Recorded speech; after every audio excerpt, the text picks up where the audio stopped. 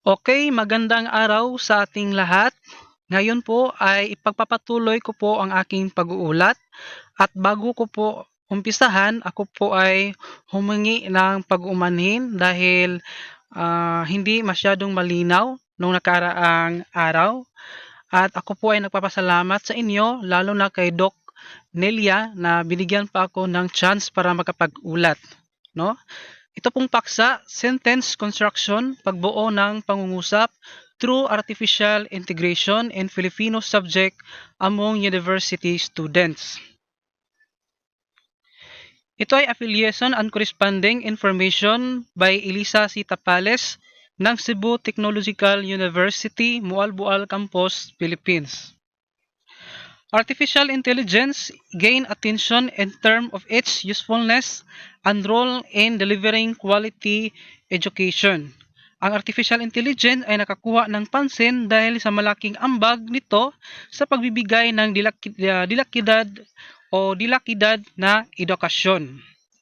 This study investigated the effectiveness of ChatGPT as an intervention or AI integration in making sentence construction in Filipino among College of Education. Ang pag-aaral na ito ay nasiyasat sa pagiging epektibo ng ChatGPT bilang isang interbensyon o AI integration sa pagbuo ng pangungusap sa asignaturang Filipino sa mga mag-aaral ng education student. Okay? Most of the Filipino in Cebu are more fluent in English rather than in Tagalog, where which made it a gap inside the classroom. Karamihan sa mga tao sa Cebu ay mas bihasa sa paggamit ng wikang Ingles kaysa Tagalog. Kaya ito ay naging isang puwang o suliranin sa loob ng silid-aralan. The correspondents are coming from second-year College of Education students with a total of 70 counts combining the control and experimental group. This study used a purposive sampling technique. All ethical considerations were practiced, making sure that results are displayed the reality of how effective the intervention is. Result displayed a significant difference in the experimental group using the intervention with a p-value of 0.00. Isaalang-alang at isinagawa ang lahat ng etikal na konsiderasyon upang matiyak na maipakita ng resulta ang tunay na pagiging epektibo ng intervensyon. Ipinakita ng resulta ng pag-aaral na may makabuluhang pagkakaiba sa experimental group na gumagamit ng intervention na may p-value na 0.00, ibig sabihin na naging epektibo ang paggamit ng intervention o AI integration sa pagpapabuti ng pagbuo ng pangusap ng mga mag-aaral. The integration of artificial intelligence or AI in classroom instruction, especially in teaching sentence construction in Filipino, brought about significant improvement to the academic performance of the learners. Ang pagsasama ng AI sa pagtuturo sa loob ng ating silid-aralan, particular na sa pagtuturo ng pagbuo ng pangungusap or pag-create ng sentence, ay nagdulot ng malaking pag-unlad sa pagganap ng mga mag-aaral sa akademiko. The intervention enhanced the level of engagement and interaction of the learner as it is improved the way how they construct sentence. Ang intervention ay nakapagpapataas ng antas ng pakikilahok at interaksyon ng mga mag-aaral dahil mas mapabuti nito ang paraan ng kanilang pagbuo ng pangungusap. This study highly recommend the utilization of ChatGPT as an AI intervention in classroom setting across all disciplines. Okay? Sa pamagitan ng mas malinaw at gabay at agarang feedback mula sa AI, nagiging mas aktibo ang mga estudyante sa kaklase at mas nagiging tiyak ang kanilang paggamit ng wika. Okay? Keyword, artificial intelligence, ChatGPT, sentence construction in Filipino, quasi-experimental study, intervention, academic performance. Okay? Artificial intelligence or AI is becoming a very useful tool as it is integrated into education. It has a lot of benefits that it can alter how students learn. Ito ay by Miluria et al. 2024. Okay? According to uh, Miluria et al., ang AI ay nagiging napakahalagang kasangkapan sa edukasyon dahil dahil sa integrasyon nito sa mga kaklase. Maraming benepisyo ang naidudulot nito at kaya nitong baguhin ang paraan ng pagkatuto ng mga estudyante. Okay? According to Huda et al. 2022, as AI advance, its influence on education will only increase, offering more chances to boost student achievement even more. AI continue to advance in terms of innovation and the impact of its on education will only intensify, providing ever more opportunities to improve student performance. Ito ay ni Chen et al. 2020. Okay. Batis et al. 2020, Wang et al. 2021. The delivery of instruction could be greatly enhanced by the incorporation of AI into academic subject like Filipino. Okay? Ayon sa kanila, habang patuloy na umunlad ang artificial intelligence, mas lalo nitong naimpluwensyahan ang edukasyon at nagbubukas ng mas maraming pagkakataon upang mapataas ang tagumpay ng mga mag-aaral. Ipinakita rin ni Chen et al. 2020, Batis et al. 2020 at Wang et al. 2021 na ang inobasyon sa AI ay patuloy na lumalawak at ang epekto nito sa edukasyon at mas lalong tumitindi na nagdudulot ng mas maraming opportunity o oportunidad para sa pagpabuti ng academic performance.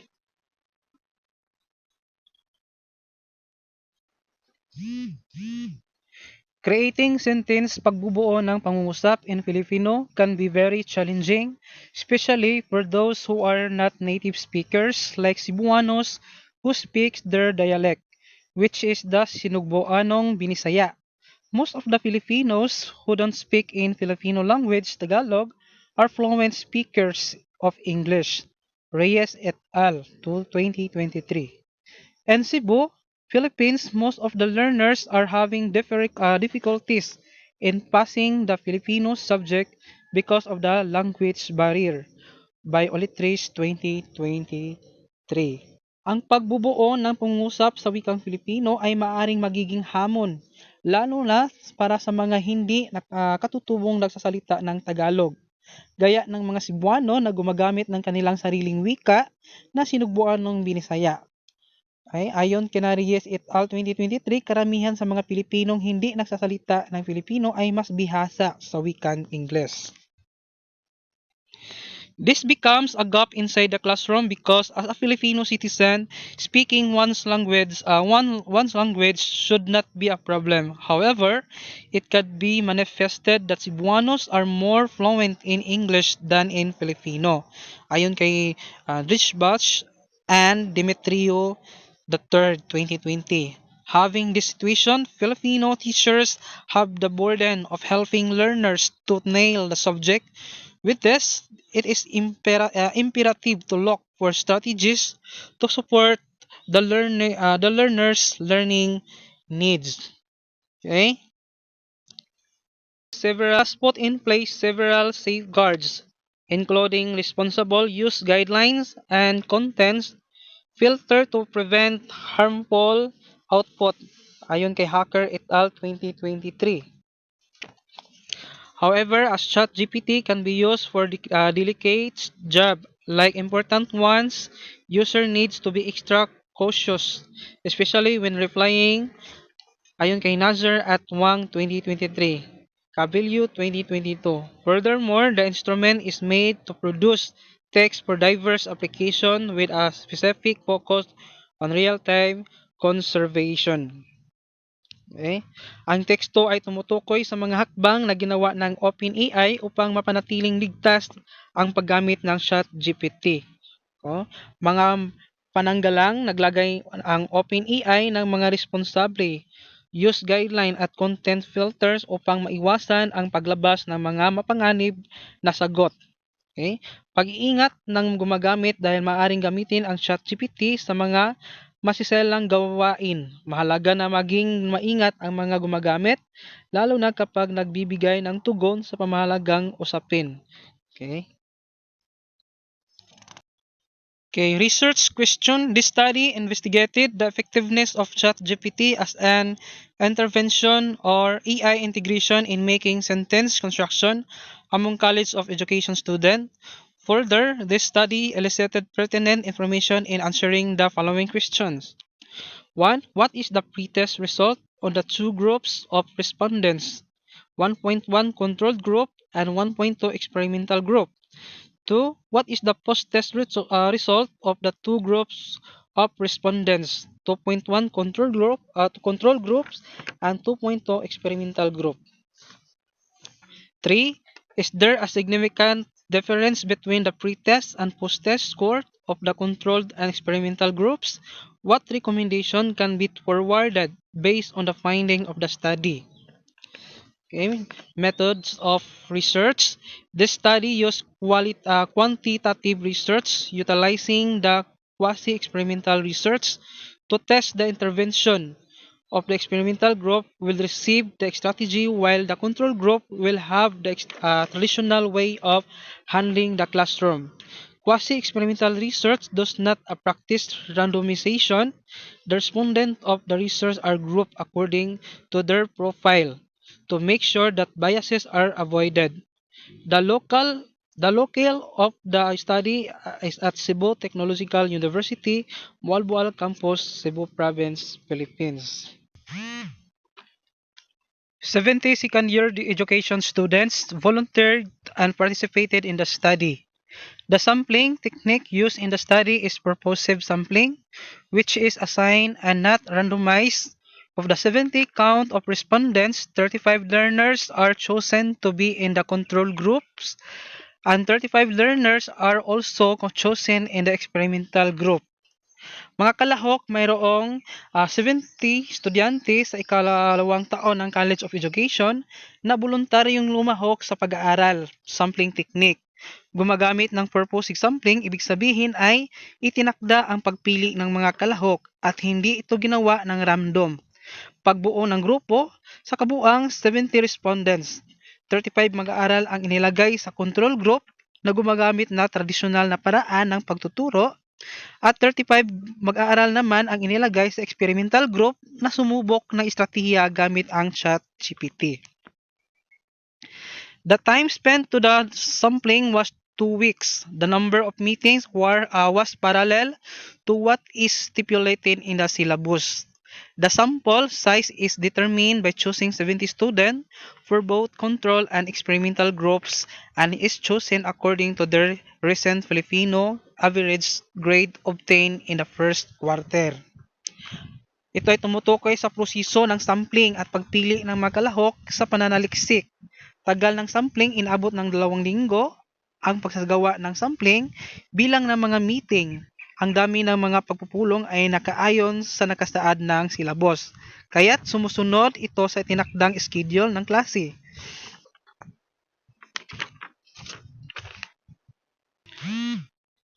The instrument used by the researcher was a researcher-made instrument with 40 questions. Multiple choice type was used as assessment type of the researcher. This instrument was created out from content and test bank the Filipino teachers created. Although all questions were always used to assess the learner's capacity to create sentence, it still went through the process of validation and reliability testing anchored from the book of Colton and Covert 2007 as cited by Cabello and Bunutan 2021. Procedure: a letter of communication will be crafted and sent to the office of the campus director and College of Education dean for approval. After the approval of the letter, the researcher will inform the respondents that they will be part of the study. The invitation is set to be voluntary without coercion or any exchange of possible grade accommodation. The ethic of the study will be religiously followed after receiving the confirmation of agreement from the respondent. The researcher will divide the respondents accordingly. There were 35 students of respondents per group. After that, the pretest will be administered. The pretest was designed and constructed by a researcher and went through phase validity and content validity. The control group will have the traditional way of learning the topic, which is a sentence construction or pagbuo ng pangungusap, while the experimental group will have the AI integration as a strategy in learning the lesson. After which, the administration of the post-test will commence. The post-test is also crafted and designed by the researcher and went through the same process as the pretest as their content is just the same. The data gathered will be subjected to appropriate statistical tests set in the study. Okay, data analysis. The data will use the frequency and percentage distribution within mean and two-tailed t-test using the statistical package for social sciences or SPSS, frequency and percentage of distribution. The frequency and percentage distribution will be used to determine the score of respondent in their pre-test and post-test result. Ito ay ginagamit upang ipakita kung gaano kadalas lumabas ang isang particular na sagot o marka ng mga respondente. Ang frequency ay tumutukoy sa bilang ng mga sagot, samantalang ang percentage ay nagpapakita ng porsyento ng kabuuang bilang. Sa iyong pag-aaral, ito ay gagamitin upang makita ang resulta ng pre-test at post-test ng mga kalahok. Ang within mean ay ginagamit upang makuha ang pangkalahatang antas ng tugon ng mga respondente, lalo na kung may iba't ibang bigat o halaga ang bawat sagot. Sa madaling salita, ito ay nagbibigay ng mas tumpak na representasyon ng datos. Okay? T-test, ito ay isang pamaraang statistical na ginagamit upang malaman kung may makabuluhang pagkakaiba sa pagitan ng dalawang set ng datos. Kaya resulta ng pre-test kumpara sa post-test, ang two-tailed ay mangungulugang sinusuri ang posibilidad ng pagkakaiba sa parehong direksyon o mas mataas o mas mahaba. Okay, ethical consideration. The researcher observed ethical principles throughout the conduct of the study. The researcher maintained the highest level of objectivity in the classroom, in the discussions, and analysis of findings throughout the study. Work of the other author utilized in the study in any part of the published article and highly referred journal with the use of APA referencing system were acknowledged before the study.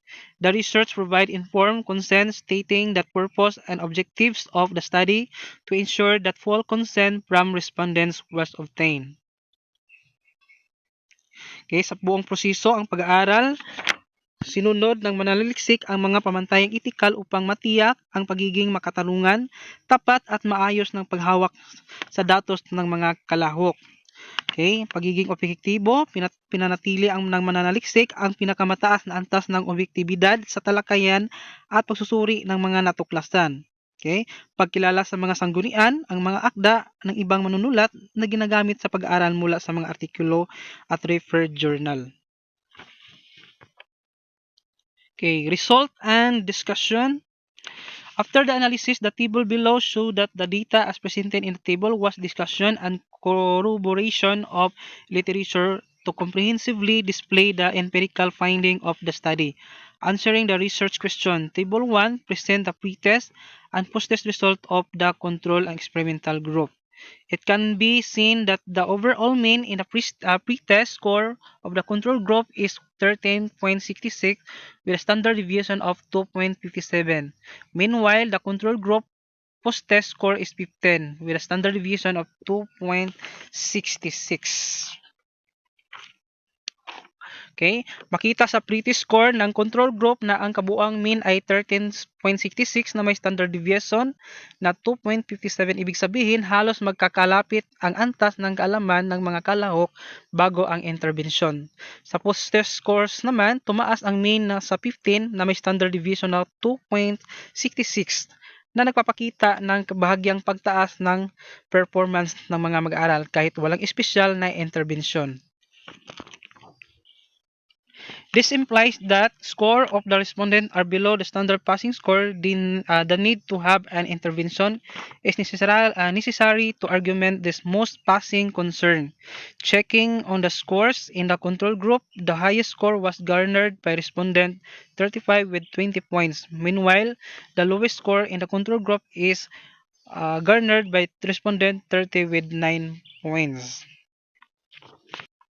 Okay, makikita sa table no sa talahanayan na may um, 35 o 35 na respondents sa parehong control group at experimental group at bawat isa ay sumilalim sa pre-test bago ang intervention at post-test pagkatapos nito. Okay? Control group, ang mga marka ay bahagyang tumaas mula sa pre-test patungong post-test.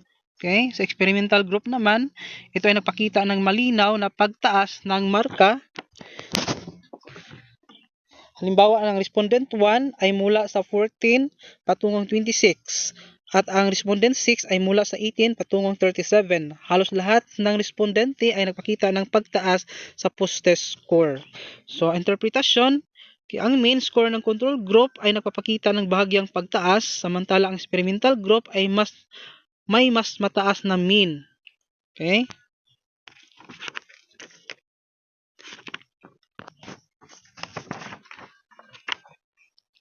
Okay. As an intervention has remarkably supported and assisted the learner in achieving a higher post-test score in the experimental group when the students were exploring and manipulating ChatGPT in making construction.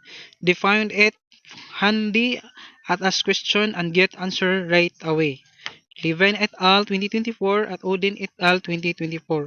It is not just the want to learn what they were able to ask ChatGPT, but also the how to learn. Okay, ayon kay Sharma and Yadav 2022. Opera et al. 2023. Staley 2023.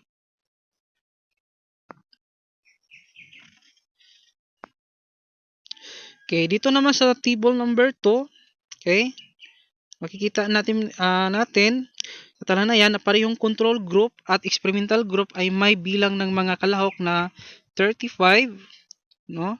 Ang alpha level ay 0.05 na karaniwang pamantayan sa estadistika upang matukoy kung may makabuluhang pagkakaiba sa mga resulta.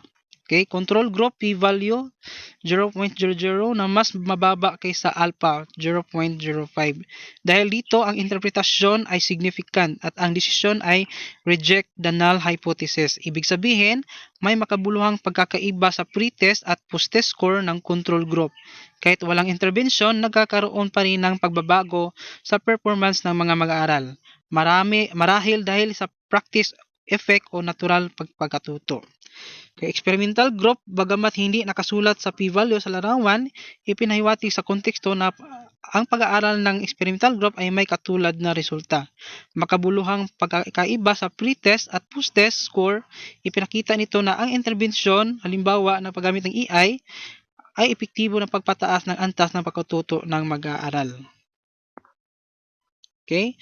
The result implies that both the traditional way of teaching and the integration of artificial intelligence in classroom instruction can impact the academic learning experiences in the learners.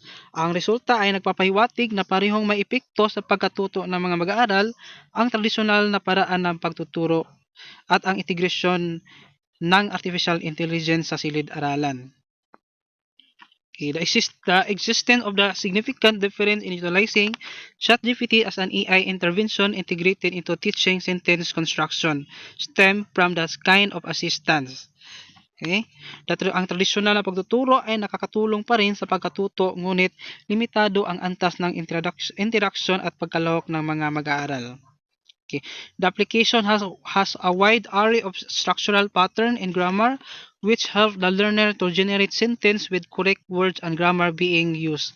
Ayon kay Nasrullah at AI Wayu 2024, Kostikova et al. 2024.